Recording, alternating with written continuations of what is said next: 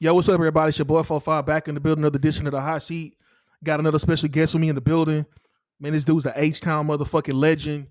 This dude pen is something serious. Done something with Pusha T. Wrote for Dr. Dre. He kicked it with Kanye. Rubbed elbows with the high fashion classy in the rap industry. Welcome to the show, Mayalino. Yo, yo, yo, what up? Man, what is the motherfucking deal, Mayalino? What's going down, man? Oh man, I'm chilling, man. You know what I'm saying? I'm chilling. Bro, you've been gone for a little minute. I've been going through a lot of things, man. Been going through a lot of personal stuff. I've been going through some family issues and you know how it goes, man. It gets personal. It gets Yeah. personal, but I mean, it's not personal. It's nothing bad. We can talk about whatever subject you want to talk about. I mean, that's why. Well, I want to back it up a bit, bro. You know what I'm saying? Like I said in the beginning, like on the introduction, bro, like your pen game is known and throughout the industry. You know what I'm saying? You wrote for some of hip hop's iconic artists, bro. And you've been in the room with some of hip hop's iconic artists. Like, let's talk a bit about, man, how did you get your start in the rap industry, in the rap game? Well, I started a long time ago as a kid. You know what I'm saying? Like when I was a teenager, I mean, I didn't know how to write lyrics at the time. You know, I never said, hey, I wanted to be a rapper. I used to hang out with this older cat down the street. They used to live from my grandma's house.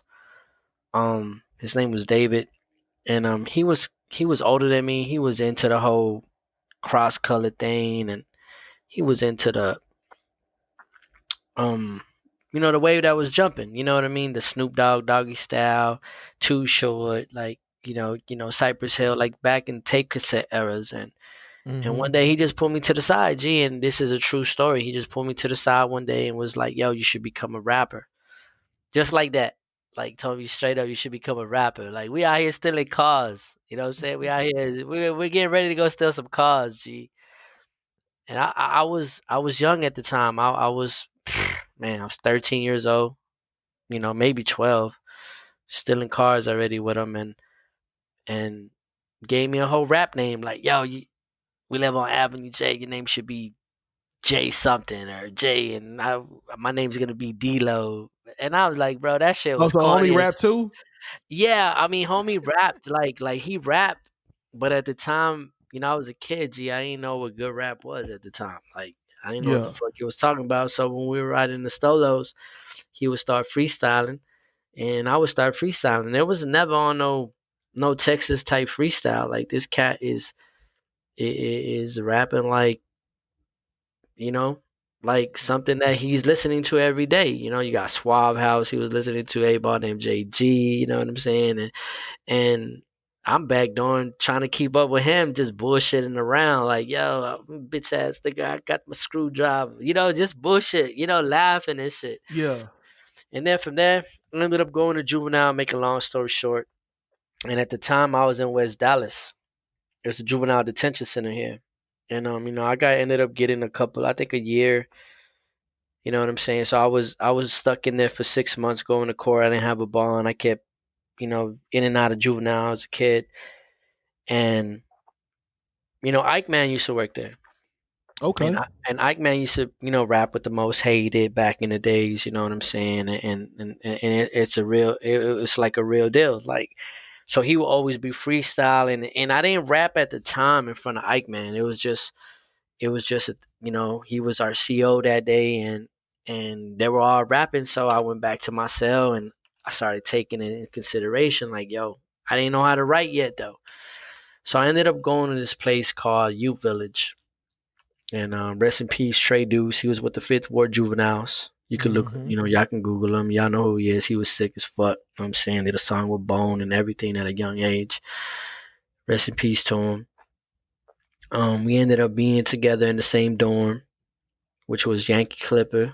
You know what I'm saying? Back in the U Village, Juvenile Detention Center, and we would just kick it, bruh. You know what I'm saying? The kid was always rapping. You know what I'm saying? And then I started rapping, but I didn't know how to write. He didn't even know how to write. We're just going off the top. So after I left the juvenile thing, like rap stuck with me. I left it alone once I came home. I was on probation. Of course, I had to change my life, and I started breakdancing. You know what I'm saying? I was on probation. I was tired of going in and out of juvenile at the time, and the counselors were like, "Bro, you got to do something." We had a thing called community service in middle school, or whatever, Mm-hmm. in community schools or whatever it was called. And yo, you know what I'm saying? I started b-boying at the time, and there was always a cipher. And I would always jump in the cipher, bullshit, and giving it. People were like, "Boy, you ill, you ill." I started watching New York Undercover a lot, bro. We had Biggie on there, Busta Rhymes on there. You had like all the East Coast flavors. You know what I'm saying? Yeah. And that's why I rap the way I rap today. Like people don't know that. Like people don't know that I have an East Coast rap sound because I grew up watching New York Undercover all the time, just for the Yeah. shows. Fuck the Man, your cops. You know storytelling, what your I'm saying? storytelling is the motherfucking truth. I ain't gonna And sit there and lie to you, my G. Like, yo, your storytelling. When I first heard you, I was like, man, this motherfucker ain't Mexican, man. He don't rap like no Mexican dude. You know what I'm saying? I was like, this motherfucker spitting. And I told you, I say, yo, man, I just started listening to your music. Yo shit jamming, G. Keep going. And he was like, appreciate it. I was like, yeah, yo. yeah, and that's how I started. And then I ended up getting a little bit older. You know what I'm saying? I ended up having to sell drugs to cop my own studio. I mean, people that know me from back in the days will come by a sack of weed or 3 for 10 or some handlebars or some X pills or whatever I had, some coke, some whatever, Mhm. some dro from my grandma's house. And when I opened that front door to serve you, the whole fucking living room was decked out. I had the cork, I had the booth, NPCs, monitors, bro. And I ain't know how to fuck with none of that shit. I had the 1680 rolling board. I'm over there going up and down. I think Guitar Center sold me a fucked up mic at the time. And I was really, really trying to rap, dog. Like, I was really trying to fucking rap, dog. Like, Your grandma wasn't tripping about all the shit in the living room? man, my grandma was my grandma. She was more the type of person, like, I was at home chilling. She knew what I was doing, but just ducked off, don't do it in the wide open. You know what I'm saying? So, love my grandma. You from Second Ward, right? What part of No, Houston you from? I'm from Magnolia. It's right next to Okay. Second Ward. You Okay. know what I'm saying? So at the end of the day, man, I ended up hanging out with like this kid named Jesse. Called him Slugger at the time, and he did a lot of records with like Bing and Villain, and he was one of my homies from the neighborhood, and he's a fireman now, whatever. But he ended up giving me my name, like Mayalino. You know what I'm saying? He ended up giving me my name, Mayalino, and we started doing records, and he taught me how to write bars. 1, 2, 3, 1, 2, 3, and that's where my storytelling came in. Like I don't know how to spell that good, my nigga. I've been in special ed my whole fucking life. You know what I'm saying? Art meetings, You bullshitting. behavior adjustment class. Nigga, I was bad, my nigga. Like I mean I'm smart. You know what I'm saying? I'm smart. Like don't get me wrong, but like it was like I was never in class. I was never in school. I was always fucking up. They put me in Harper. Bro, when I say Harper, only the real bad motherfuckers know what Harper is. That's way before CEP. I'm talking about the schools had shackles, the schools had barbed wire, and that bitch canines for you go in. And I was always in and out of these behavior adjustment classes, bro. Back, it called it back at the time. They used to put me on the little yellow bus type shit. I used to duck down when the bitches used to see me and shit. And at the end of the day, that's where a lot of my writing and my storytelling came because I had to ride the bus all the way from Magnolia, all the way to the north side, and we took the back streets, Clint Park to Jensen. And I was just laid back there, ducking. I didn't want to be seen in that little yellow ass bus, nigga. So I was in that bitch writing the whole time, learning the bar count. You know what I'm saying? Learning what the fuck's going on, but I still didn't take it serious then until I really really got a lot older. Like I'm in my 20s now. You know what I'm saying? And I see Slugger again, and by the time I see Slugger again, I already got my shit going. You know what I'm saying? I already got my own studio going. I already know how to record myself, and I always been that type of dude where if you show me something, a lot of time back in the days, people wouldn't want to put you on. Like if I did a verse and it came out better than the next man, it probably would have got erased. That's just how the shit goes. You know what I'm saying? No matter. So to prevent from all that from happening, I started going in my own studio and I started writing and I got it down. You know what I'm saying? I started teaching other kids how to write. I was always the type where I never wanted to be the head class. Like that's probably why you don't see me really, really, really pursuing this shit like for real. Because at the end of the day, I could tell you honestly, my dog, that I never wanted to say, hey, I want to be a star and be in front of the mic. And I probably only done two rap shows my whole career, nigga. Are you serious? Yeah, like I do this rap shit for me.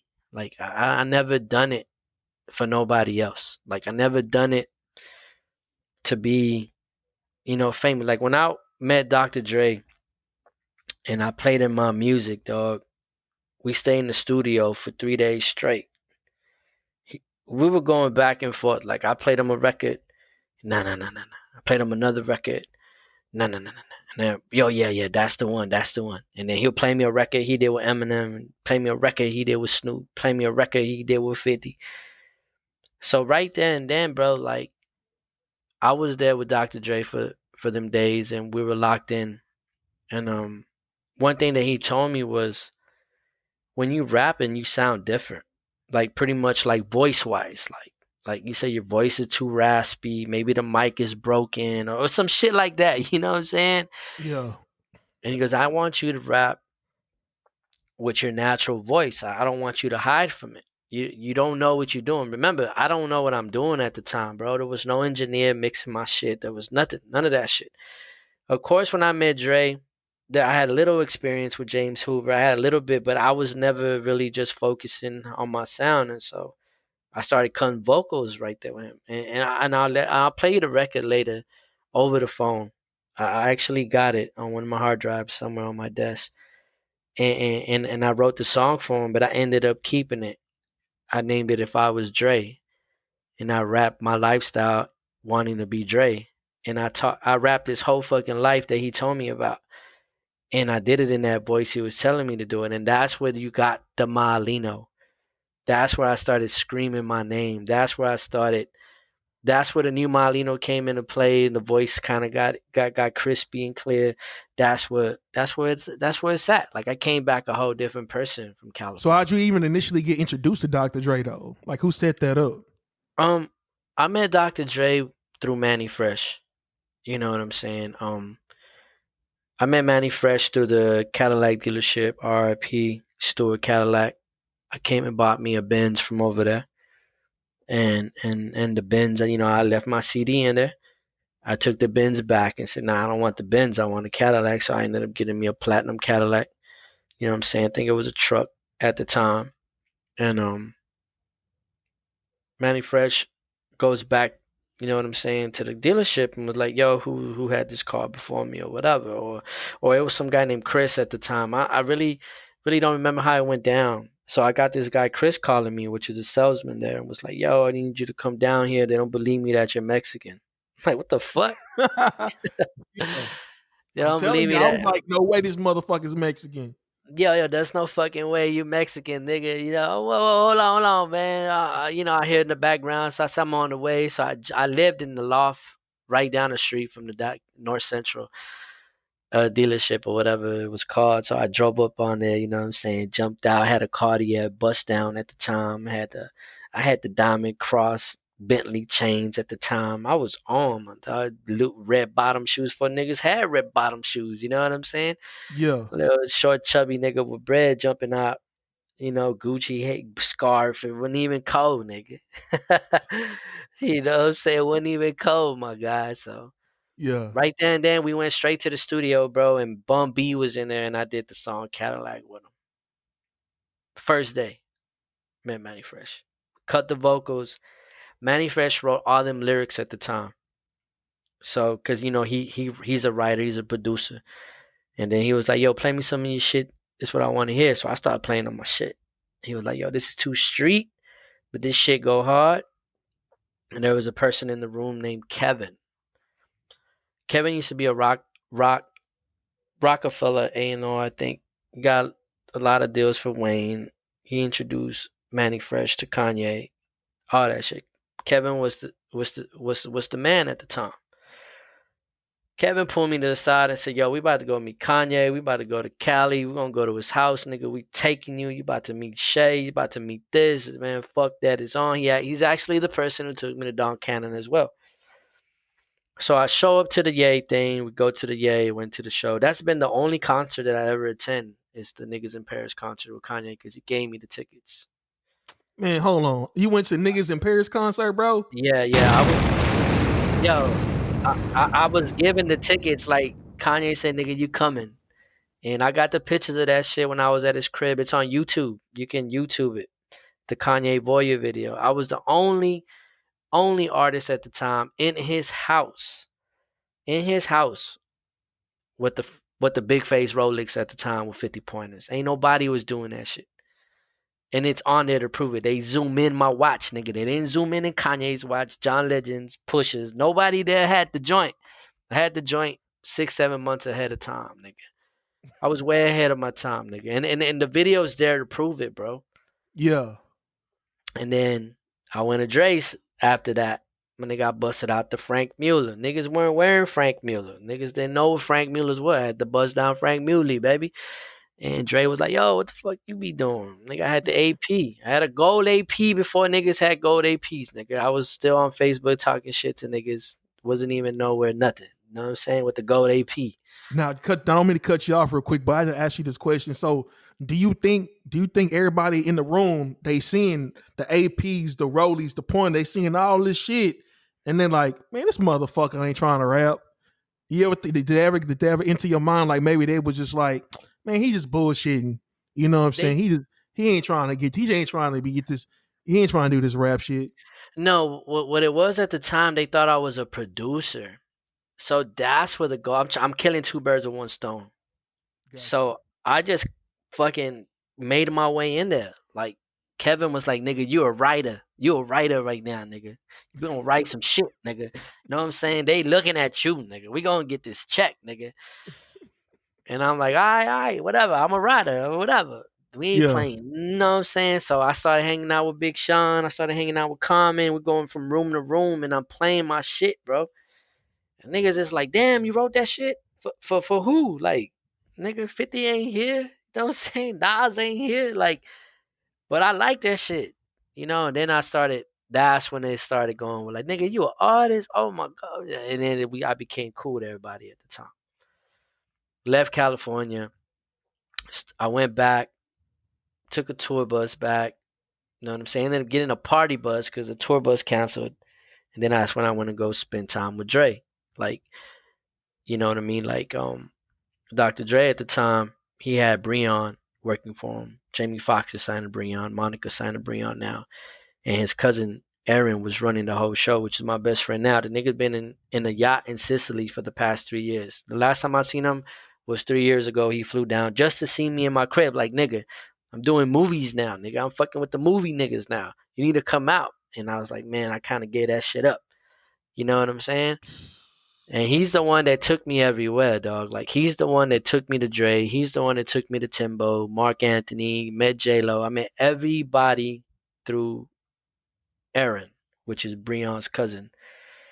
And they ended up just quitting the whole music thing because Jamie Foxx was a big star. He's a movie star. Niggas jumped into the movies and shit, you know, like, and they didn't fuck with the music no more. But it was like, at the time when I was gonna sign something to them with Dre, I think it was only $1 million at a time. I think it was $1 million. And I ended up flying back home. I was excited. My dream was about to come true. And I ended up getting pulled over. And when I got pulled over, that following day, I had just flew in, and my little homie came, picked me up. He ended up, my girl at the time was pregnant, so she ended up leaving her gun in the glove box of the car. Damn. So we totally forgot about it. I jumped in the car, drove all the way across town because I had to do something. And when we were coming back, nigga, we got pulled over and I caught a gun case, which I ended up beating in 8 months, but I couldn't really fly anywhere at the time. So Yeah. that fucked up my whole thing. Niggas don't know that.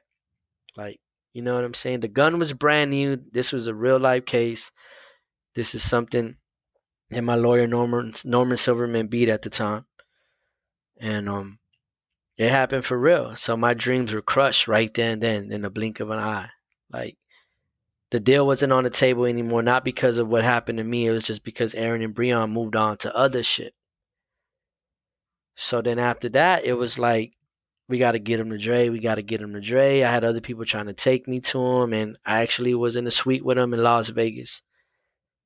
And this is where I fucked up the second time. I feel like we were talking, but I was so true to Aaron and Breon. I didn't give Dre my number, and it was just a matter of time. Like, we should have traded off numbers. You know what I'm saying? Mm-hmm. Cause he came outside and was like, "Yo, where you going?" I'm like, "Yo, I'm leaving. Yo, I gotta get my bags from Bink's room. You know, Bink the producer is. He did all the Rockefeller shit. Yeah. I had my bags in his room at the time, and I gave Bink $200, and I'm like, "Yo, I'm out. I gotta get to the crib. Wifey pregnant at the time, so I was already there for 2 weeks. You know what I mean? Mm-hmm. So I didn't get his number, and he walked me down the hallway because me and Smitty ended up writing the Compton record for him that ended up coming out on the soundtrack years later. So that's how it happened, G. Like, that right there, and then it's like the opportunities were always missed, bro. You know? Mm-hmm. Like, Now, I want to ask you something about like any of the artists in the city of Houston that you ever got with any of the before you became who you are now. Like, did you reach out to any of the artists from the north side, south side of Houston and try to collab? man, in my era, you know what I'm saying? In my era, it was like at my time of rapping, um, there used to be a Hispanic writer for Houston Press at the time. His name is Rolando. And maybe back then I'll call him a bitch right now, but I'm a changed person. It ain't nothing. You can go on Google right now and look these articles up. Like, he wrote up the most bullshit articles of all time. Like, me talking shit about Lucky, which me and him are real cool now. We done a song together. Me talking about Chingo, like, and just moving with the shit. You know what I'm saying? Like, because he had something against them. And me at the time, it's like, yo, I'm never. This is what you're asking me now. That was way before the Dre's. That was way before all that. But I was building a name for myself out here already, and it was a lot of animosity and a lot of bullshit going on at the time. I mean, you can Google them. You know what I'm saying? Mayalino Houston Press, and you can read them. You know what I'm Yeah. saying? So at the end of the day, man, I feel like that fucked up a lot of my Houston features. Like, me and Lil Flip have the same tattoo artist, and I never done a song with Lil Flip. You know what I'm saying? Me and you know what I'm saying? I know people that knew Big Hawk at the time, Big Mike at the time. You know what I'm saying? Yeah. Rest in peace. Yeah. Yeah, yeah. I had people that known them, but the only people that I wanted to work with at the time was a childhood rapper that I looked up to. See, my music is me, bro. It has nothing to do on who's who's popular at the time. This is just goals, like goals for me. Like, so for example, like, I just wanted to do records with Scarface, and I got three of Man. them. You Man, know what I'm dog, saying? I ain't gonna even lie. When I was doing music, uh, I got a chance to like kick it with Scarface at a show. It was him, Bone Thugs and Harmony, Slim Thug, Zero, who you did a song with, and man, it was like a dream come true, bro. Because I'm from the city of Houston too. I'm from Garden City, Acres Homes, and Scarface was my hero. You know what I'm saying? Ghetto Boys. I grew up on this shit. And just to be backstage kicking with Scarface, talking shit, laughing, joking, taking pictures, it was like a dream come true, bro. So that's respect, man. Shout out to Face. Yeah. Shout out to Face. Like, he came to the crib, and I lived in the loft at the time, and we started knocking out records. And QB produced one of them records. I think he produced all of the records. I'm not too sure. So that was it. I felt like that's all I wanted to do. No disrespect to no Houston or Texas artists at the time. It's just my favorite artist was Scarface. You know, Hmm. that's all. That's all I wanted at the time. That's all. I needed to do at the time. And my favorite artist after that was Pusha T. Then after Pusha T was Noriega. Then after all that was Dave East. You know what I'm saying? So Now, I how did got the whole some. Pusha T thing come into play? Because you dropped the whole project with Pusha T, right? Yeah, I think the thing about me and Pusha T kicked off was, I mean, the homie didn't like a lot of my records at the time when I first met him. I think there was only 2 or 3 of them that he really liked, so he ended up jumping on those. And I had the money on me at the time, so Kevin walked me straight into his room and was like, "Yo, Pusha, this dude right here rap about the same shit you rap about, which is coke, coke and dealing all day." So Pusha was like, all right, you know what I'm saying? So he was like, yo, Pusha, and he got the bread for verses right now. So what you want to do? So Pusha ended up giving me 3 verses at the time, and I ended up paying for 1 at the Mm. time. And then from there, I ended up paying him for the 2 at the time, and then boom, we did another one at the time, and then he came down, and we sat down with the Benihanas, and we just became friends. It was he got the vibe to the point where he kind of knew that this nigga don't want to be no star. He already got the bread. Yeah, that's You what I know what was I'm talking saying? about earlier, right? Like you coming out with the APs and the Frank Mueller's motherfuckers. Like, man, he ain't trying to do this shit. He just playing it. He just cooling. Yeah. So that's pretty much what it was. It was that. You know what I'm saying? Like I wasn't ready to. I guess I wasn't ready just to try to be a star. Like I ain't want to be a star. I didn't think I made music to become a star. Like I ain't downing myself. I know I'm hard as shit. You know what I'm saying? But I wasn't about to be on there doing no corny shit because the corny shit was starting to come in at the time. Now, do you think it was because of survivor's remorse? You know what I'm saying? Being from where you from, a lot of your friends probably, what I'm saying, dead, strung out, jail, shit like that, probably had dreams, didn't make it. And here you come out and you doing your thing and you making it, you hopping out of foreigns, you know what I'm saying, high end fashion, you know what I'm saying, bust down rollies, you know what I'm saying, piece and chain, you know what I'm saying? It's like, damn, like how I make it out, but they didn't make it out. Or I damn, I, think I couldn't pull more people with me. Like, I think it came from more the fact that I was scared, my nigga. mm, I think I was really scared. I didn't know nothing else but the neighborhood at the time. gotcha. I didn't know nothing else. I didn't think I would even be alive this long and free this long. I didn't think I'd be able to go broke 3 times and get rich 3 times. You know what I'm saying? I feel Yeah. like that's where it came into play. I think the fear behind of not knowing, the fear of saying like, what if I fail? Like, cause music is so much for me. Like, I'm not gonna change, bro. Like, Hmm. if I pick a record, if I pick a record out and they don't like it and I like it, I still want to rock with it. You know what I'm Hmm. saying? Got you. I feel like, Yeah. and it's just a lot of mixed emotions. I wasn't really ready to be around that shit because I don't smoke weed, bro.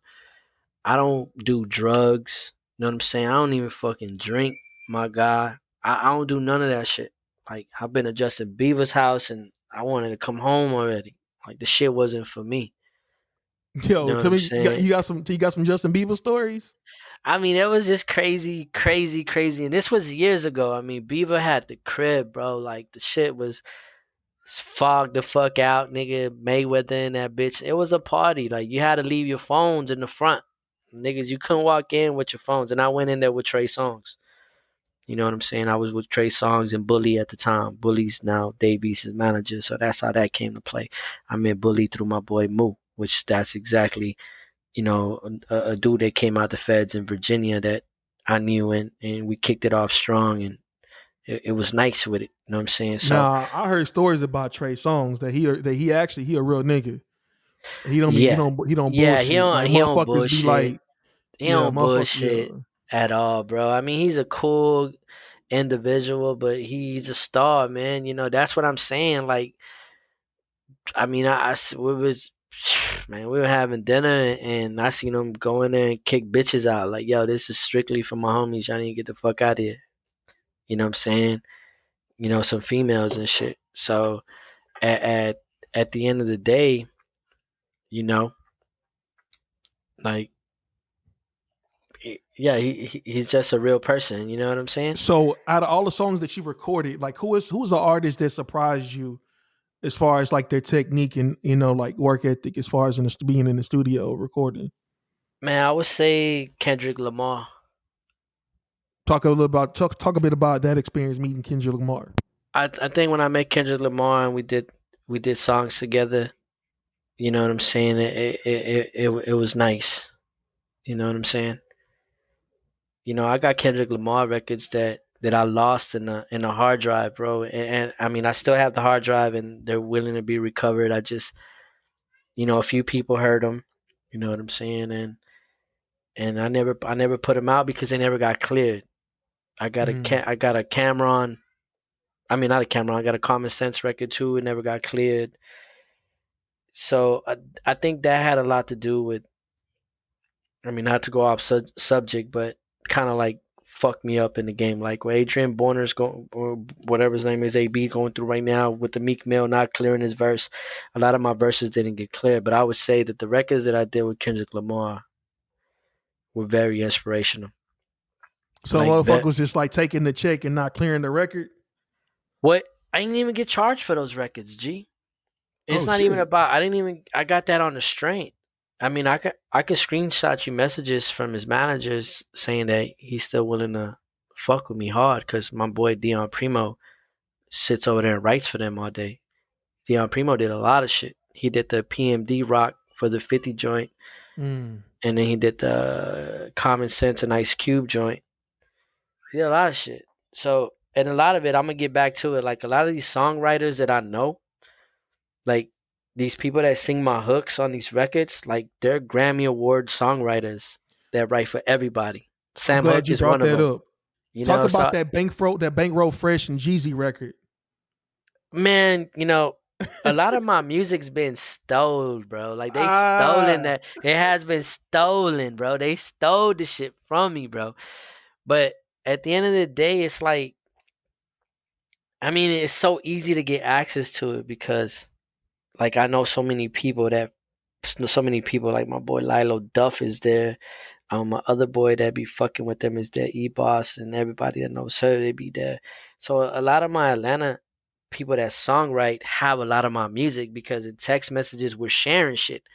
Mm-hmm. See, that's all I do now. It's like when I make a new record, I text it to every songwriter that I know because we all communicate and they give me their honest opinion.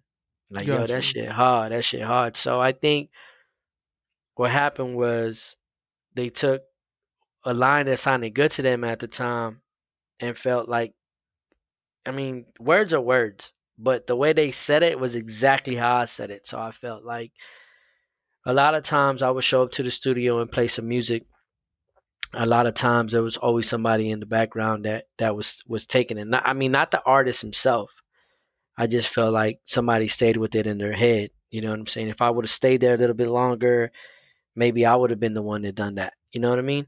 Mm-hmm. And the same thing with the Two Chains records. The same thing with the Lil Wayne record. The same thing with a Kanye record. All that shit's my fault because I would just play my records out of being genuinely starstruck. You know what I'm saying? So Not what saying record? I'm a What record? groupie. What record got loose to? What record got loose to Wayne? Uh, the one him and Two Chains did. Look at you, then Yeah. all my niggas is rich as fuck. You know what I'm Mm. saying? I had to look at you, then look at us. You know what I'm saying? I had that whole shit. You know what I'm saying? On the money joint. You know what I'm saying? The same exact words. And then after the money joint was done, I dropped a tape with Don Cannon, and I had Feds watching on that hoe. And then Two Chains drops one that says Feds watching.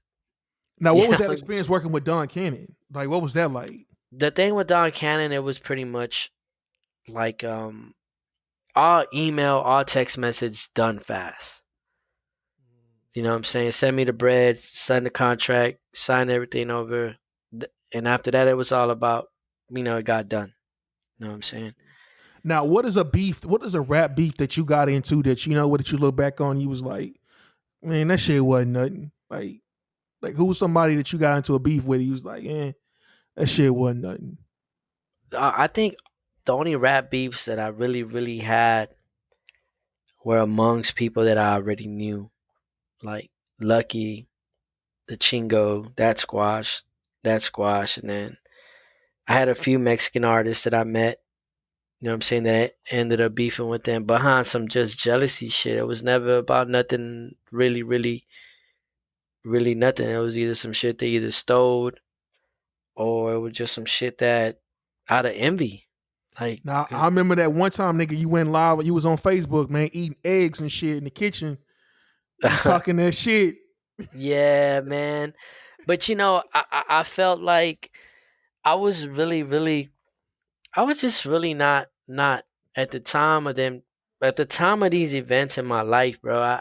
There was nothing that they can do to outdo me, Yeah, feature wise, music wise, video wise, whatever I had to do musically. The beef was there because of the music, but at the end of the day, it's like I can drop 20 disc records on a nigga that ain't even gonna send one back. You know what I'm yeah. saying? I can look back at all the people that I beef with, and I feel like, you know what I'm saying. My boy Lucky, he actually doing great for himself. And then I look back and I look at the my boy Drophy or whatever. I look back at that beef and I see him now like he's successful. You know what I'm saying, and doing what he does. You know what I'm saying, I don't Mm-hmm. know what else is going on with him besides the shit. You know what I'm saying, I quit fucking with music like 4 or 5 years ago. You know, Mm-hmm. Yeah, you been I'm gone, let bro. Yeah, I've been gone just and I've been gone for all the right reasons though. I've been Yeah. gone because it got to the point where not that I'm broke, it's just I couldn't afford it no more. When I make music, I spend $1,000 on a beat. I spend another $500 on mixing and mastering. Talk that shit. Talk that shit. Let them know let them Yeah, know yeah. it's not fucking free. Nothing free. It's nothing No, nah, nah, handshakes and nah. hugs. Yeah. I don't got no lease tracks on my records. I always reach out to the producers, and I get love sometimes, like from QB 500, 250. You know what I'm saying? But DJ Space City free. My boy Nonsense. You know what I'm saying? A rack. You know what I'm saying? It was $1,000 to $2,500 a beat, bro, that I rapped on. Every single album, I have over 10 records on the joint. Like, like I'm gonna go back to Rhymes and Drug Sales. There's like 20, 30 songs on that joint. I'm not too and and one record alone has Dave East on there, Dion Primo, and a beat that I bought for 5 racks. I paid 5,000 for the beat. I gave Dave East 15,000 for the verse. I gave Mm-hmm. Dion Primo 5,000 for the hook. That's not no mastering. That's not no fucking mixing. This is just some Yeah. shit that we doing a record all together and it's getting passed around. Yo, I need this person, I need that, and then drums are getting changed. Like I spent another fucking five, maybe close to 2,500 just in mixing and mastering and try to get the record right. That's just one song on that record, on that album. And then you got your music videos, man. Shout out to IMG. Shout out to that boy Mula Gino. You Man, know what I'm saying? Gino's a brother, man. Gino's a person that comes and goes out of his way. You know what I'm saying? Comes all the way from the valley to come see me, bro, because he believes in me. You Yeah, know man. what I'm He a good saying? dude, man. He a real Like good like dude. He shot my first he music video. yeah, and that's why me and Gino rode out and we still rock out to this day. You know what I'm saying? And I Mm-hmm. feel like I got trust issues, so it's just more like I don't want to be out in the open doing nothing right now. You know what I'm saying? So, Gino was the man. They'll bro, I'll pull up to the crib. Let's go meet a little spot here. Let's put this Mexico shit together. Cause I started doing the Spanish shit, which Mm-hmm. I Talk started a little doing bit Spanish. about that. What made you want to go the Spanish route? I went to Spanish rap because my boy from the Valley, I think he's Los's manager, Big Los's manager. A lot of people know him as Chago, Santiago. Mm-hmm. Me and him would talk on the phone all fucking day. You know what I'm saying? He's been a person that's been there for me for years already, just silent on the phone. He's been lacing me up like this whole entire time. It's like, yo, bro, you got all that music. Let me show you how to load it up to TuneCore. Let me show you how to do this. Let me show you how to do that. So that's why you got a lot of Mayalino shit within the 4 or 5 years. That's why you got to hear the Pusher record. That's why you got to hear a lot of that music was because of him. Got you. because he was the Shout out to cat. Big Los, man. I fuck with Big Los, man. He was a cool dude when I used to live in the valley. Man, he was a real cool Yeah, dude, man. Shout out to him. yeah, yeah. We never got a record in, but we working on it. You know what I'm saying? Chago's there. You know what I'm saying? What up to Chago for sure, man. But he's been my mentor how to put my music up to these digital outlets because like I said, all I want to do is rap, bro. I don't want to I don't want to do nothing else besides rap. You know what I'm Gotcha. saying? I mean I took my career upon myself to financially do it myself, independent myself, but I never had a manager. I never had nothing. Like never had an A&R to say, hey, we're going to nothing. You know what I'm saying? Hmm. So at the end of the day, it was just like let's go back to Chago. He's the reason why a lot of my music was up on this TuneCore shit. Shout out to him again. But let's go back to the Spanish. Like he told me, like, G, the way you write lyrics, the way you do lyrics in English and tell these stories, I know that I know that you can do it in Spanish. So he kind of coached me through it. He kind of coached me through it. Like, you know what I'm saying? And he was like, "That's it, bro. That's it." And he told me straight up, like, "Damn, when you drop your next one, when you drop your next one, it's gonna get better." And this next Spanish record that I got, I actually go from Spanish to English at the time, Hmm. and this shit's amazing. You know what I'm Can't wait saying? to hear it, brother. So when is this December, new project dropping, man? When is it gonna man. drop? I'm not gonna drop projects anymore just due to the fact that I don't want to spend money no more. Got you. I don't want to spend money on. I don't want to spend a lot of money no more. I feel like, man, bro, 20,000, 15,000, 10,000 just on beats for albums, it was ridiculous. Even if I have the money by the Hmm. end of the year, which, what I'm saying, I'll be back in no time. Um, just going through a lot of bullshit with child support. A lot of bullshit, bro. Like a lot of shit that would hit the person with money that's never been financially educated. You know what I'm saying, has happened to me. You know what I'm saying? I lost a lot of shit, been through a lot of shit, and a lot of shit was stolen from me at the time on me making purchases on houses that just got taken away from me because I did owner financing deals. Like just all that shit. You know what I'm saying? But at the end of the day, we get back to that. It's like I'm only gonna drop one record at a time. Hmm. Like I'm gonna drop Spanish record during the winter, and then at the beginning of the year I'm gonna drop an English record. This year I dropped No Face Jesus. I don't know Hmm. if you ever got a chance to hear that joint. Oh yeah, that shit fire. I fuck with it. Yeah, Yes, sir. and that's Come for on, man. I fuck with your music. I ain't don't. I don't yeah. sleep on No, it. Shit. no, I no. fuck with I'm your. just I fuck saying. with your shit. Yeah. Yeah, I ain't saying. I'm featuring Triple X on there. I wasn't able to clear the verse, but the mom cleared the intro, so it's all good. You know what I'm saying? And Man. and nobody does that. God Nay, damn, bro. You nay. out here. You be in the mix. You know what I'm saying? Damn, man. Rest in peace, X, man. God damn. Yeah. So I mean, how many people could tell you that? What Mexican artist could tell you that right now? That they got a feature with Triple X. You know Man, what I'm how did you saying? even link? How did that even come together? How did that play It, come it, together? it came it came to the producer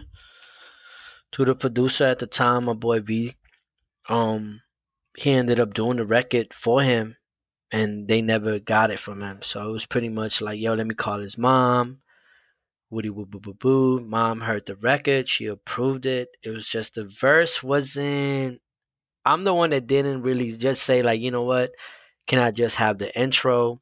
Because I would hate to put out a record. I feel like he didn't really go good. It's not gonna fit us both. Yeah, gotcha. You want to And you want to make sure you want to what I'm saying, pay that respect and yeah, I'm not gonna having put. best foot forward. Yeah, I feel that. And I like I told the mom and the producer at the time, I'm not famous. It's not like the label's gonna come snatch this shit up from me. You know what I'm saying? Like like it's all good. I'm dropping that shit on the tunes and I'm leaving it as is, and I got it cleared.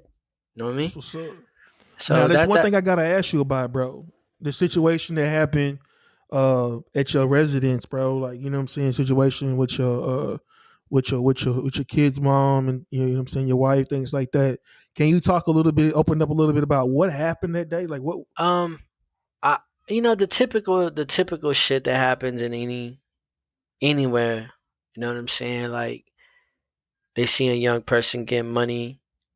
You know what I'm saying? They Sorry, I didn't quite catch that. hold Could you on, please Siri repeat it? bullshit over here. It is it is what it was. You know what I'm saying? It was a jacking. You know what I'm saying? It was a robbery, maybe getting play. I mean, you know what I'm saying? They were coming to take what I had. Mm-hmm. And I ain't found no charges. I ain't know who it was. I ain't give a fuck about the situation. Afterwards, I was just happy to be alive. I was happy that my wife was alive. You know what I'm saying? I was happy that my kid was in the car. She was doing okay. But I think that was, by that happening, I think it changed my whole life Mm. because that's when I just fell into my zone. It's like this wasn't just an ordinary shootout. This wasn't some shit that happened on the block because I was at the wrong place at the wrong time. I was in the suburbs. You know what I'm saying? And I was actually doing too much around the wrong people, I guess.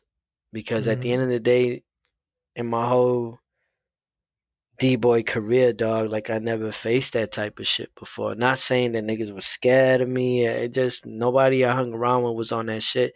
And my little homies in the hood, they do it.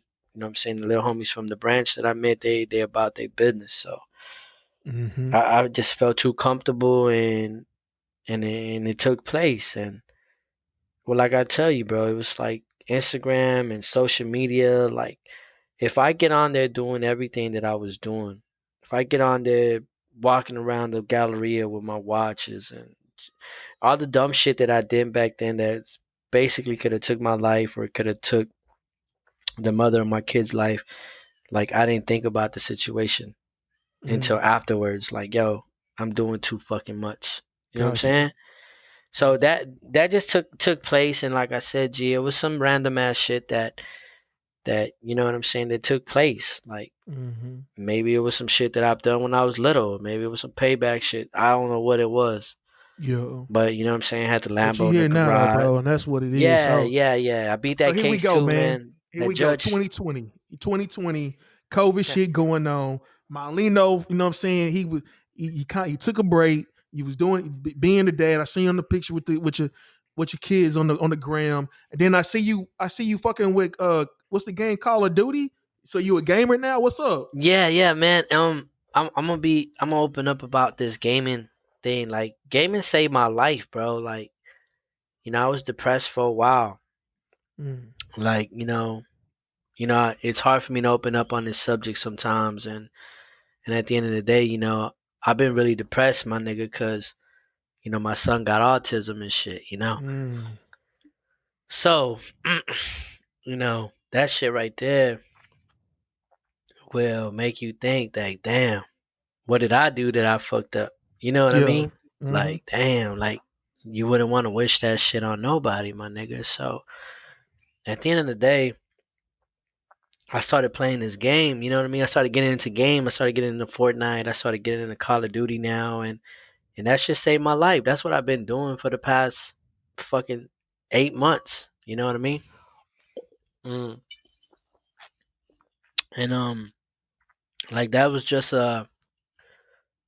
something that I didn't get into this shit to make money. I didn't get into this shit to stream, which I know they have plenty of outlets. And like people tell me, like, yo, you got to start streaming that shit. You got to start, bro. You're really good at that shit. And I practice with my niggas and my homies, and they're all good. So I see the potential that they have. So at the end of the day, at the end of the motherfucking day, man, gaming saved my life. You know what I'm saying? Yeah. Like it kept me off the fucking streets. You know what I'm saying? Kept Mm-hmm. me going whenever I just felt like, damn, man, my son's situation, which is it's all right now, but it's something you ain't never gonna get over that. You know what I mean? So Yeah, man. at the end of the day, that's basically what I've been doing. To get over. You know, there's nothing in the world, man. For there's nothing in the world that can be more painful than just thinking about that, you know? Yeah. So at the end of the day, man, it's like I gotta keep it going because a lot of my friends have kids with autism. A lot of my friends have, like, it's crazy. Like 9 people that I grew up with have kids with autism, and Oh wow. yeah. So they're older than mine. They had it first. Their kids had it first, and I seen it break them down. So it's just a process. So I had to pick something up, dog. Like I couldn't rap no more. I couldn't. I said it in one of my songs on the Rhymes and Drug Sales. That's why I'm letting that album get taken down. You know what I'm saying? When I said, seeing kids with autism hurts, you know what I'm saying? And I'm over here taking my son for granted. And I didn't even know he was not diagnosed with autism yet. You see what I'm Oh saying? shit. Yeah. So, a lot of people don't pay attention to, like, a lot of shit that I rap about is actually making sense in the future now. You know what I mean? So, long story short, man, that's what, a lot of people think that I left. A lot of people think, damn, this nigga just, this person, this, that, I'm letting people know, like, when I do see them, like, hey, where you been? I'm like, oh, man, I've been going through a rough one. My son's 4 now. And that's what kicked my ass, dog. Like, nothing else has ever kicked my ass besides that. You know what I mean? Like, so I'm not going to sit here and say, oh, man, I'm living a great life. I think at the end of the day, was a huge impact on my sanity and a huge impact on how I see life now. You know what I mean? Yeah, for sure, man. Hmm. There's nothing wrong with being a man about it, but stepping up. You know what I'm saying? And Oh yeah, yeah, cause, yeah, cause no I'm doubt. a dad too. You know what I'm saying? So I definitely know how that shit go, bro. Like when my son got Yeah, diagnosed with, you know what I'm saying, different shit, cause he was just angry and going through this. Man, I had to sit there, and, hear doctors telling me my son got to take this pill and take that pill, and it was just yeah, something. It was a man. lot to take in, bro. So I definitely feel your pain, and now my son is about to be 12, and what I'm saying, he don't take nothing no more. Like so, I mean, I just pray on it, just prayed on it, and you know what I'm saying? And I pray to God that everything work out with your son too, my G. Oh yeah, yeah. Like he's doing great now. Whatever. Mm-hmm. You know what I'm saying? Yeah. On every level, he's getting great now. I think that I finally got the go outside part of it down. Like, Mm-hmm. you know what I'm saying? Like a lot of shit's going on in my life right now that I can honestly say that that people see me bugging out. People see me, like, you know what I'm saying? I mean, at the end of the day, bro, there's a lot of things that can happen in a relationship. There's a lot of things that can happen in a household. There's a lot of things that can go wrong. You know what I'm saying? And I feel like I put the blame on myself. You know what I'm saying? And I tell you this because that's the only thing bothering me now. I already made it out the hood.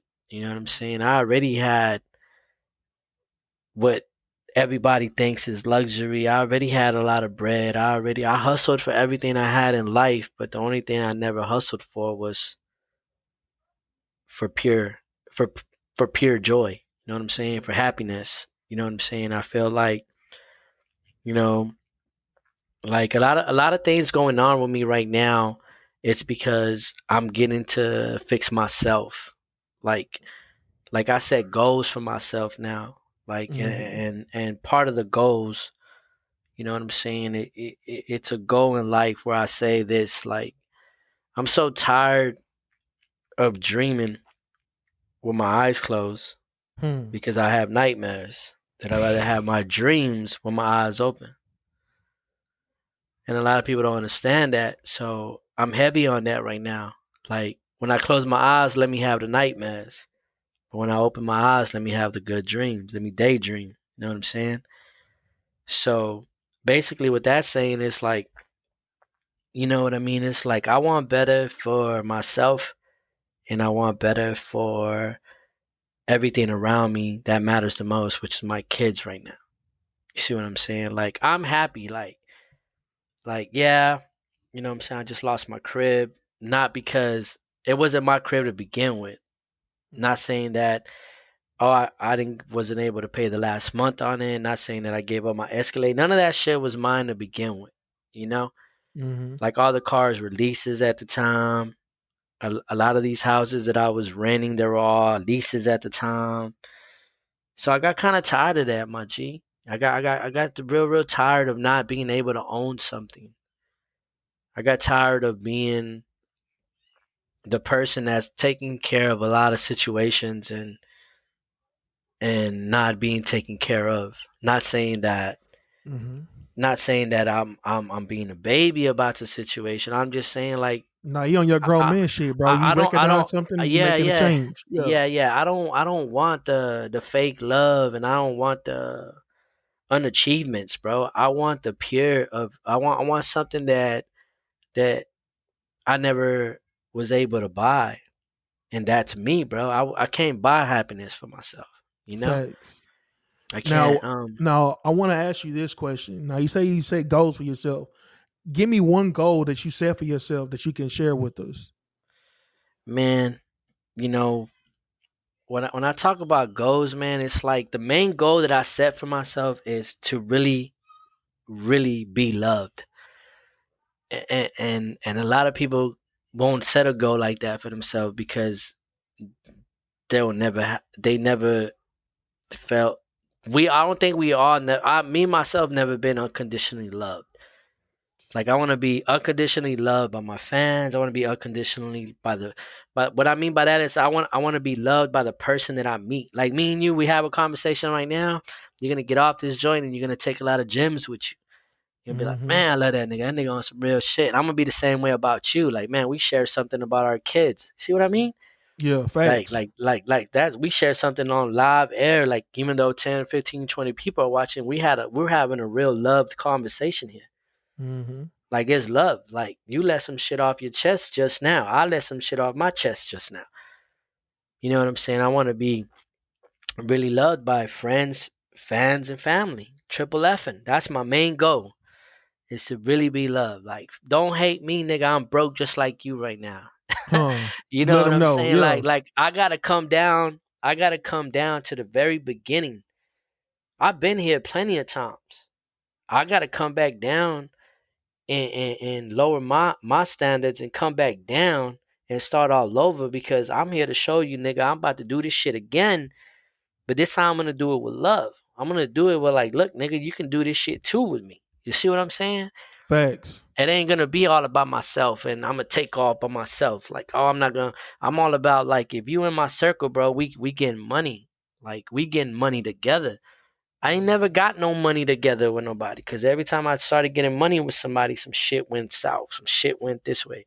Had a whatever. But all I'm trying to do now is that's my main goal. My second goal in life is to accept pain, to be joy, to get over the old pain. Hmm. That's the second goal of my life that I set for myself. Like the pain that I'm going through right now, being split up and away from my kids because our situation has to get better. It's actually a good pain because it's actually getting me over the pain that I've been suffering for many years. I need pain to be hungry, bro. I'm not normal like that. You see what I'm saying? Like I gotta feel the pain. Like if I don't feel no pain, I'm not alive, my nigga. You just see what Yeah. I'm saying? Like I gotta feel the pain, but let's just say the pain has to be a joyful pain. It's got to be a pain to help me get over something that I need fixing in my life. So a lot of things are happening right now with me because for the past 6, 7 months, bro, I want change. It's like I'm ready. I'm ready to go cut grass, my nigga, to make $1,000 a week just to show somebody that yo, I'm about to start a business with you. Let me teach you how to cut this grass. You can work for me, and we can make $500 a week with each other. Hmm. Instead of me saying, look, nigga, I got a brick, go pump that. You see what I'm Yeah. saying? Like, that's just what it is, my nigga. Everybody's in pain for the money right now. The main thing in life, the pain is the money, especially in this pandemic that's going on and all this shit. And another thing is, it's like my third goal that I set for myself is live in silence, like to be quiet. You know what I'm saying? Because being quiet when everything's quiet, my nigga, is scary. You know what I'm saying? If you ain't on your toes and being afraid at all times, you ain't gonna get nowhere in life. Because at Mm-hmm. the end of the day, bro, when you hit rock bottom, you're gonna be by yourself. So Facts. you're pretty much dying, but being able to resurrect yourself. I don't know if that makes any sense to you, but like right now, I Yeah. feel like I'm dead. I'm by myself. I'm laying in my bed by myself. I'm chilling by myself. I'm out here doing push-ups. I'm getting, you know what I'm saying? I lost a lot of weight, G. Like I'm not big no more. I lost over 100 pounds. You know what I'm saying? Like, like I'm getting to Shit, it. man. Drop a bomb to that, man. You know, you know, you know what I'm saying? I went from 265. I'm buck 65, and I'm proud of myself, bro. I just got to keep pushing. You know what I'm Mm-hmm. saying? I I'm on gotta the same really, boat, bro. I was up to 300, 300 plus, bro. Now I'm down. yeah, nah, Now I'm man. Your down to like health, 260. So I'm trying to go shit. low. I'm trying to get to 220. You know, I got So to the point, man, I was having nightmares, man. I was withdrawing bad, and I went back to the Whataburger. I gained like maybe 4 or 5 pounds. I can eat whatever I want now. I just got to make sure I do the push-ups. But now it's a goal to go to go. Like what I mean by being silent about it.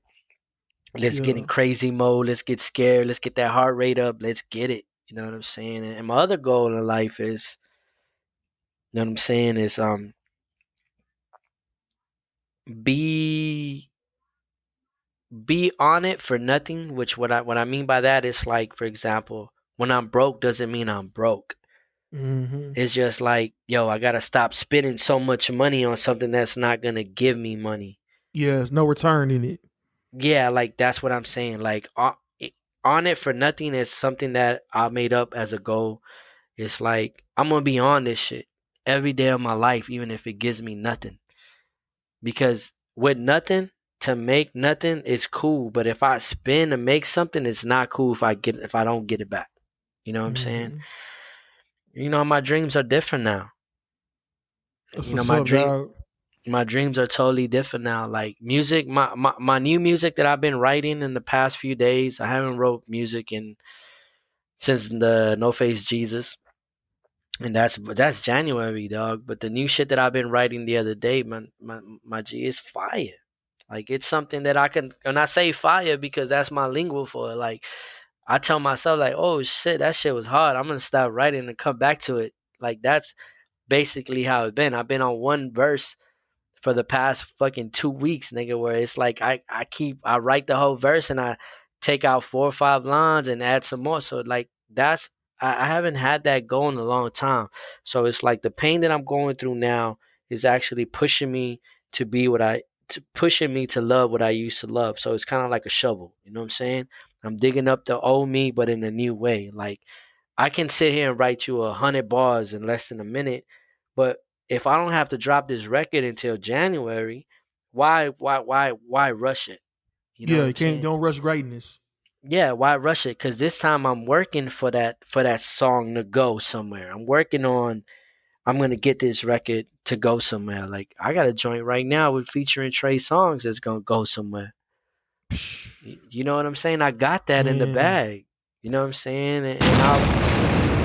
And that's what people don't understand, that I have a lot of old shit. Like a lot of my old shit, I got Trey Songs, I got Noriega, I got Common Sense, I got 3 songs with Kendrick Lamar. I got a whole bunch of shit that I might not ever be able to drop, but whenever I do get famous and I drop that shit on Instagram, it's like I want to drop it now just to shit on niggas, to show niggas like, see, a lot of my music was rushed because I felt like I wasn't gonna be here the next day. And what I mean by that was like I gotta get this shit out. I gotta go. I never done music I never competed with no other rapper. I never competed with nobody else. The only reason why I dropped music so fast and I wanted to get it done so fast was because I wasn't promised tomorrow, bro. hmm. I feel And that. then and when a lot of people don't understand is like when I mean, like some people use it as a quote or saying or whatever. Oh, you ain't promised tomorrow. Nah, nigga, I'm not promised tomorrow for real, for real, for real. Like Hmm. Like this shit could change in a blink of an eye. Like, you know, my situations were changing where I was going to jail, fighting cases. I was getting in shootouts. I was coming, you know, I was doing that, and now it's like you see the pain going down. Like it went from going to jail, okay, getting a shootout, and losing my life, to now it's like, oh, it's just a normal split up with the fam. Bro, that doesn't bother me to the point because I'm happy to be alive. Mm-hmm. This situation, it's like all my shit's like I'm already getting what I'm really trying to say is like I'm not here for the bullshit no more, my nigga. It's like I'm not here to even waste no time. Like I'm a lot of people say you're not promised tomorrow, but I'm gonna tell you, like my nigga, I'm promised tomorrow, nigga. I was supposed to be dead 80 tomorrows ago, nigga. You know what I'm saying? Yeah. I was supposed to, so that's how that's why I'm living my life now, and I made a lot of bad decisions, man, by thinking I could be with someone and do my music and do a lot of things for the past since I got out of prison, which is like 12 years, 11 years. And I think that, you know what I'm saying, that my energy just made people get tired, you know? Yeah. Now, And, and it, who's somebody that you would want to do a record with or write a record for? Is there any artist out there now that you would want to like, you know what? Man, man, I give him a hook. I give him 16. I give him an 8. I feel like I definitely want to work with a young artist that's actually like, I mean, I don't fucking know, man. Like, I would say Lil Baby, but I like Gunna more than Lil Baby. I don't really listen to the shit, but I'm just saying, like, you know, I would want to do something with somebody that that's on and popping just for the fact that, you know, because music now is a business, so I have to cataracts through the shit. Like I'm not gonna be able to see all the bullshit. It's corny as fuck, but the money ain't. You know what I'm saying? Like that's pretty much where I'm at. But like I feel like I already accomplished all my goals with the Dr. Dre's and the Pusha T's and the Noriegas and the Commons. Like these are Scarface. These are rappers that I grew up listening to. You know, Mm-hmm. these ain't rap. I mean, if Pusha T, you know what I'm saying, was to call me one day and be on some rap shit, then I feel like I did wrong. If me and Scarface see each other and we talked about some rap shit, I feel like dead wrong. Like these were features well spent. Like the money was spent good because it's a friendship. I didn't buy the verse. I bought a friendship. You know what I'm saying? Yeah. To the point where like we're gonna have more like, yo man, stay out of trouble. It's been too long. Fuck with me, and it's real. And it's the same thing. Like when I go to New York right now, fucking with the Mussolini and fucking with the 38 Special. I have a lot of shit with them kids that I haven't even put out yet. Like I got a record with Fred the Godson. You know what May I'm he rest in saying? peace. May he rest in peace. Yes. You know, and I'm probably never gonna put it out no time soon. But it's just like I have a lot of gems put away, man, and it's probably something that might not ever come out because I feel like the time has passed. Mm-hmm. But I think I've done already enough music for myself. Nah, bro, you make timeless music. I ain't gonna even lie to you. You make Yeah, timeless appreciate music. you, I man. still listen to the fucking what's that shit called? He damn, he had like that's it's he talk about he was rapping fast and then you had like the bear on your shirt. I forgot what Fuck, that shit man. called. He said hit me in the celly something. Oh, okay, okay. Oh, okay, okay. You talking about Oh, Coke Boy robbing through my Swag. Is Cowboy it swag? Coke Boy I mean, Swag? Yeah. I had to take that down from my channel because ASAP Rocky was getting all the money for that. He was making like a stack a month off of that hoe, bro. I took that shit down. I took money down too because I ended up selling that record to Love and Hip Hop. No shit. Just the beat. Yeah, a lot of people want to know where money went. That's where money went, nigga. You know what I'm saying?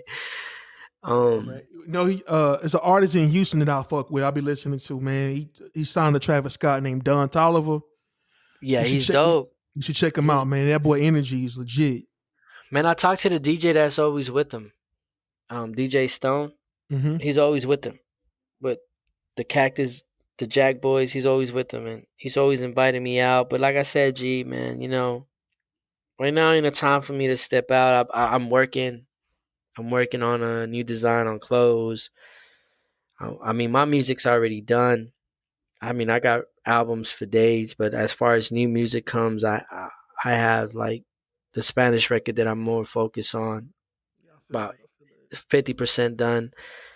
And I'm actually gonna shoot a micro video to one of the verses that I did for some New York features that I did. You know what I'm saying? So I'm gonna do a micro video of that verse because I really like that verse. Um, I have a whole project with Mussolini. I have a project with Emilio Crack from out there in New York. I have a few records that I'm trying to get Joey Badass on right now. And it's working. G is like, and right now, what I'm gonna say is like I'm not paying for none of that shit. Like it's all on the strength and love. Dave E Man, that's sells me a love, bro. video. Dave E, Bully reached out, said, what I'm saying, I still had that video. I just gotta come to New York. You know what I'm saying? And the love in New York for me right now is crazy. Like I can pull up. I got the whole Spanish joint, the Spanish joint niggas out there that fuck with me so hard from Puerto Rico. You know what I'm saying? So it's Man, that's crazy. My boy man, dog, Tone. man. This has been I ain't gonna even lie to you, man. I really appreciate you doing this interview, man. And you know what I'm saying? This has been like a dream come true, man. Yo, it's been years coming.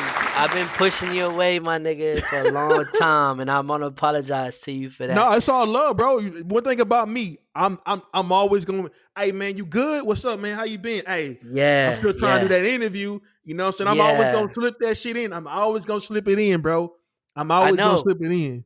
And like, even though I'm going through a lot of shit right now, if I'm trying to change, bro, I can't ignore you no more, man. We in the same path. Like we in the same boat right now. Me and you. Like you don't. I'm starting over. Like I'm here with you, bro. Know what I'm saying? I don't give a fuck if you get 23 likes and I get 200 likes and some other people's get a million likes, 1,000 likes. Yo, let's push. You know what I'm saying? Like, Man, this shit is. I ain't gonna even lie to you, my G, man. Like I got Top Down Magazine. I got a clothing line, a Leslie shoe line, shit like that. But Top Down Magazine TV, bro, is like all I want to do, man. Is I just want to interview people, like do the audio versions of interviews. I want to then I want to start doing skits. I want to start doing short films. I want to start doing sitcoms and put them on the like shit like that because I write. I'm a writer. I got a master. I got a master's degree in writing. You know what I'm saying? yeah, So it's real shit. Like I wrote a when you was talking about man, tomorrow not promise, man. I wrote a book. I wrote a book called Legacy of Souls, man, and it's like 40 poems. And I told a story, and I ended up selling that book to one of my teachers. Man, that shit got me into the master the fucking master's degree program in school in the Valley, man. And I got my master's, bro. So you know, like it's yeah, they OG told me, say, man, you want to live forever, you gotta put it, you gotta write a book. And you write a book, you immortal, you live forever. That shit that everybody books ain't going nowhere. Motherfuckers always gonna want to read something. So yeah. Nah, man. I mean, that's exactly what has to go on in your life, G. You know what I'm saying? You have to you have to do what you love. You know what I'm mm-hmm. saying? Like you, bro, man, print that book up. You know what I'm saying? If I gotta buy it from you, I'm gonna buy it from you. You know what I'm Yeah, saying? And I might read it or I might not. But I feel like you didn't do it for nothing when somebody buys it from you. You see what I'm saying? They could do whatever they want. They could do whatever they want with it, as long as they buy it. And I feel like, you know, that I feel like that should be your dream. You know what I'm saying? yeah. I Say, feel man, like before you get out of here, man, go ahead and can you give us some bars, man? I know you got some in the tuck. all right, hold on, shit. Let me leave this game real quick. I had a friend invited me real quick. I mean, you know what I'm saying? Like, I got a lot of shit. You know what I'm saying? That I've written within time. Got a lot of shit that you know what I'm saying. I'll give you some bars. I'll give you some bars. You know what Give I'm us some saying? bars, man. We're gonna end You on that. We're know. gonna end on the bars.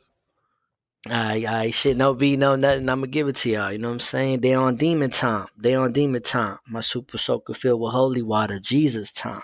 Take your face off, Leatherface with a chainsaw. They ain't trouble, they telling the judge what they saw. I been dead in my hood, you seen the ghost drop. When I'm broke, I'm still fucking your bitch. Your housewife's a slut sucking my dick. It's all about getting the bricks. No rubber gloves, nigga, I still got the grip. You know what I'm saying? When I'm broke, it ain't even a joke. Shit, I'm laughing to myself, nigga. I'm getting paper. You know what I'm saying? Skyscraper, and I ain't talking about the building, nigga. I got a gun that will knock down the building, nigga. Half of these niggas are fairy tales, nigga. Fairy tales. They go to jail and they tell, nigga. All that shit. And I'm talking not the 6ix9ine shit. I'm talking back in old school in 69 shit, nigga. Niggas been snitching for days.